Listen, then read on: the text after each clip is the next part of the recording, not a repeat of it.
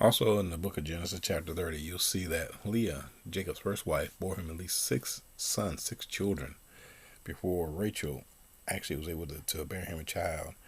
And, God heard her cry.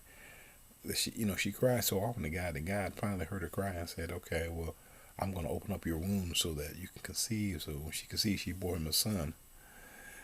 And, she named him Joseph, saying, may Yahweh add another son to me.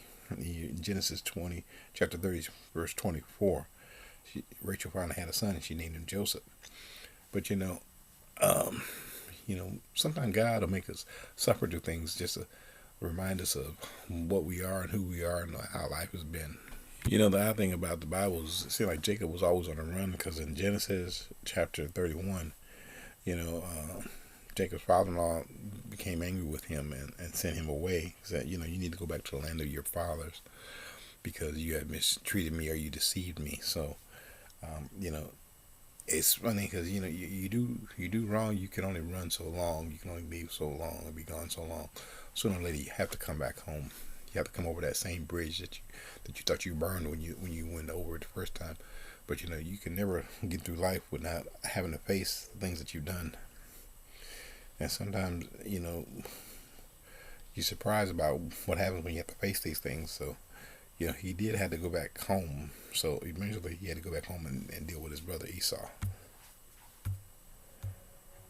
The interesting thing about Genesis chapter 33 is when Jacob finally went home, Esau was no longer angry with him, that he was glad to see his brother.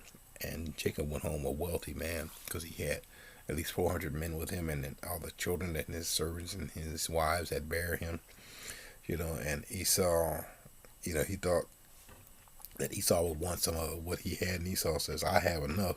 My brother, let that which is yours be yours. Esau didn't covet, didn't want what Jacob had. He said, God has blessed me with enough so that, you can keep what you have. So, that's how God works. God, even though, sometimes we get wrong, God still blesses us with enough to be satisfied, to have enough of what we need to have.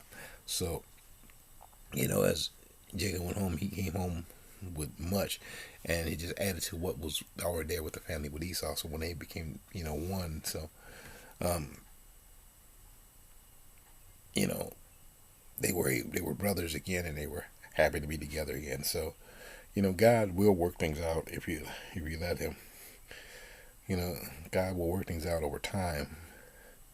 And God will make things the way they should be. But sometimes it takes a little while for God to get things straight. Because once we mess things up, it's hard for us to get things turned back around the way they should.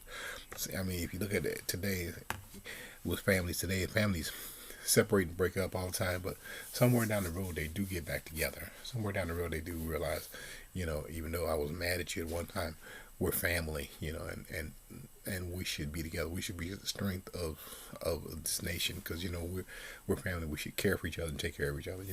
Family can get mad at each other, but never forget that you're family. Never forget that you have family. Never forget that God blessed you with family.